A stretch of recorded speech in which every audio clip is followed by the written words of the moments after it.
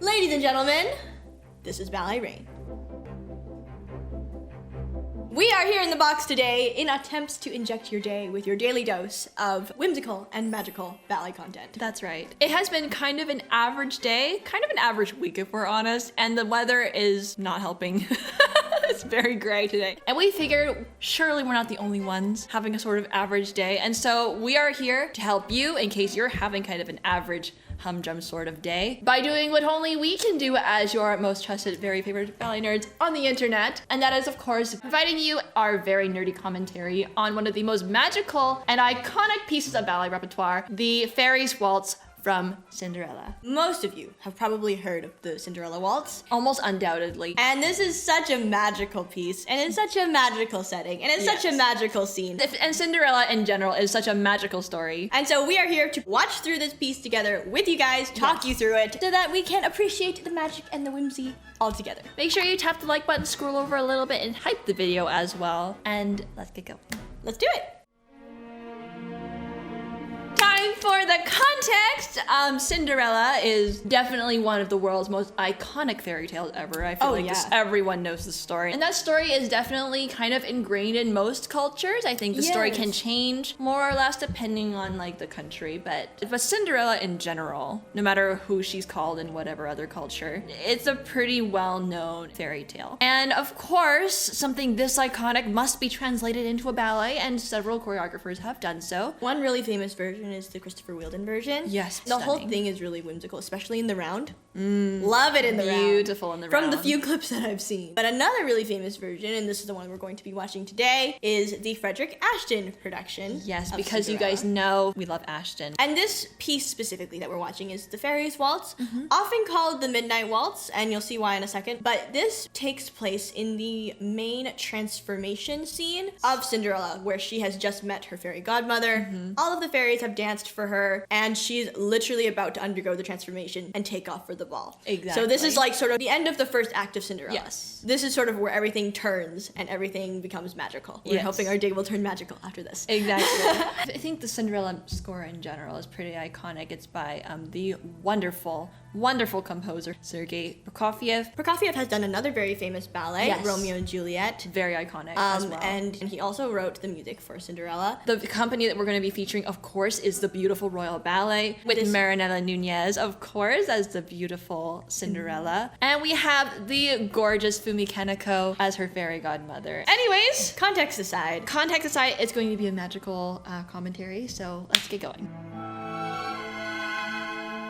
Okay, so at this point in the ballet, Cinderella has just met her fairy godmother, and then we have the Four-Season Fairy Variation. So famous musically, especially. I think this is one of the only ballets where the music is more famous than the ballet itself, I would argue. Is it? Swan Lake is equal and equal. Firebird is equal and equal. Rite of Spring is equal and equal. Yeah, you're right. When I think of Cinderella, I think of the music before I think of the ballet, actually. Agreed. I think the score is very This is probably one of the only ballets like that. Here we go.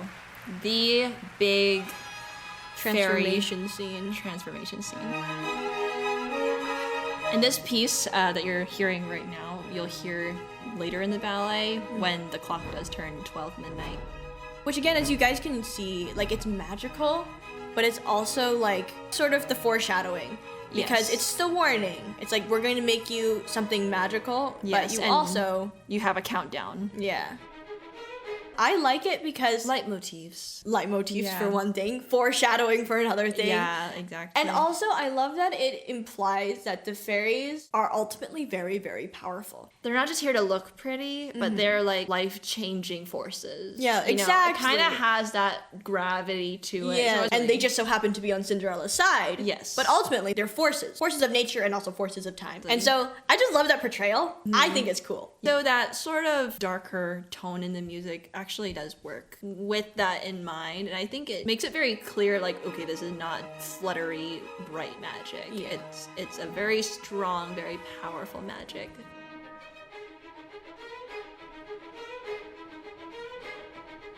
Here come all the fairies, and there's 12 of them.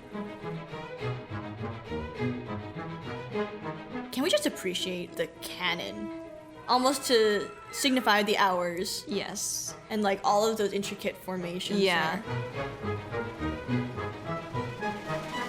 Clean clean core lines.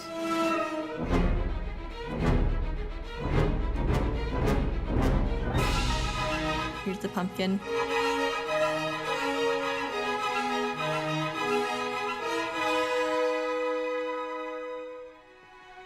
She says, You are going to go to the ball.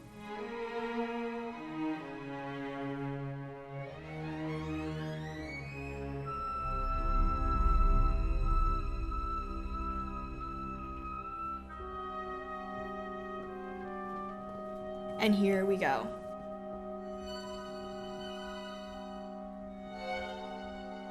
This is famously known as the Midnight Waltz. Yeah. Because as we will hear later in the ballet, if you watch it all the way through, this does reappear close to midnight. Yes, exactly.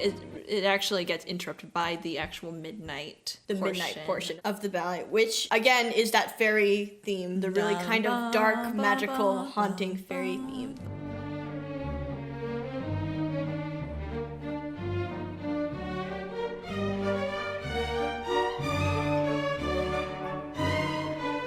And the whole concept of this, like we said before, they kind of represent the hours. Yes. And so, because the 12 hours in the clock are consecutive, they have so much of like a canon going on. So they're all dancing different things at different times. Exactly. To kind of bring that whole concept together. Yeah. You'll see as we go along, a lot of it is very geometrical, and it's almost is to represent, I mean, obviously the roundness of the clock, but also the angularness of like the clock hands and just like the ticking concept in general. Mm-hmm. It kind of has that feeling in it. You see, they're all doing something different. They all start at different times. Yes. These girls are incredible. And the thing with stuff like this, it's a very simple passage.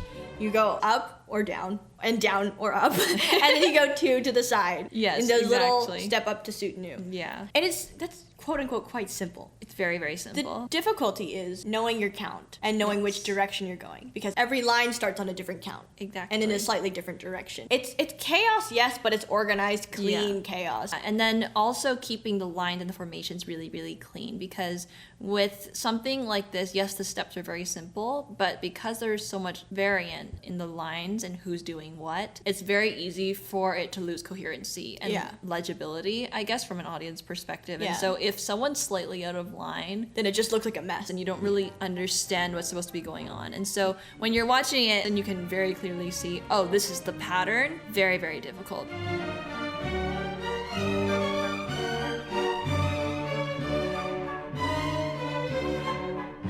But here it goes, and all of a sudden it makes sense. Boom. I love just seeing everything assemble. Circle, and all of a sudden we're like, oh, there's the clock. All right. Yeah. I love this passage so much. Again, we kind of see like the clockwork. Exactly. The circle, yeah, see like the gears of the clock, for instance.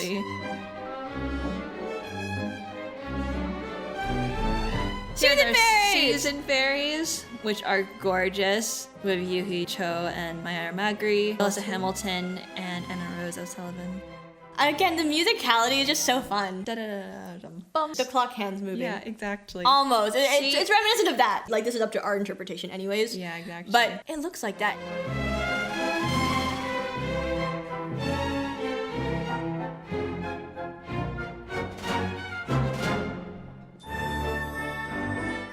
She is just magical. Magic. Yeah, that is magic. I love the quality she has. Yeah. It keeps the sweepiness Yeah. of the waltz Yeah. while also being very punctual Yeah. on the music. Yeah, exactly. Because it is a very strong... You have to hit it, but she's the fairy godmother, and also it's a waltz, so she still keeps that softness in it, which is really nice. I love how she locks at arabesque every time. Yeah. And there are some movements where you want to move through it, but when it's something like an arabesque penché or a chassé to arabesque, a nice you want to be able to high see one, it. You just have to lock it just for a second so that the audience can really appreciate it. It's nice.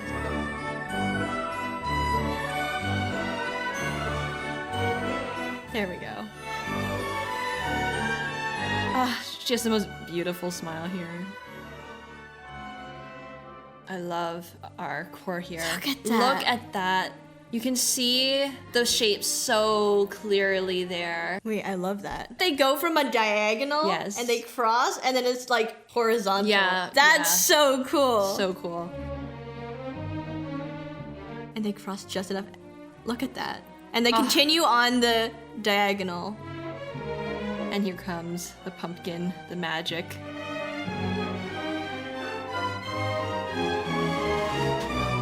Another small note, as a dancer myself, I think people underestimate how hard it is to run around. It's so hard, you guys. This is like small note, such a small note, but it's so hard. because you're taking such a sharp corner, trying not to slip. For them, they're going out quite a few times. You're going around quite a few times. You have the arms changing, and you have to get around X amount of times before you split, and then you have to arrive at your spot at the right time because the music is fairly fast here. If you ever tried running in ballet, that in itself is its own separate study, and that honestly should be given a lot more credit than it is. So anyways, it's not the hardest thing to do. Don't get me wrong. It's No. not the hardest thing to do, but it is unreasonably hard for what it looks like.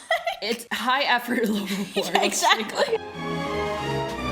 One. Run. 2 rotations and split. And get out of the way before the next group comes. Yes. Otherwise you're gonna get trampled over. The thrill of corps ballet. There's a certain thrill in knowing that you could potentially run over your colleagues. Or you could get run over by said colleague. That's the part that helps you bond. It fosters family togetherness. Yes, family togetherness.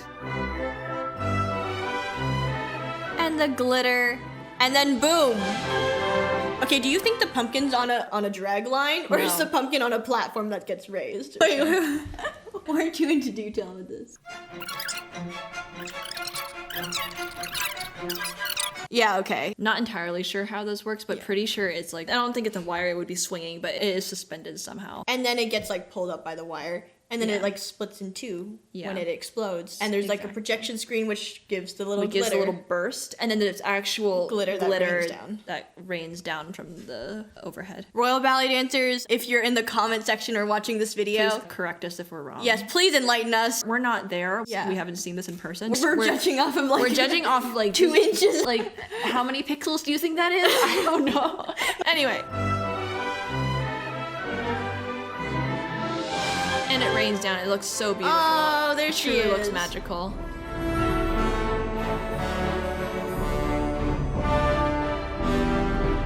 And here she is in her carriage with the little mice.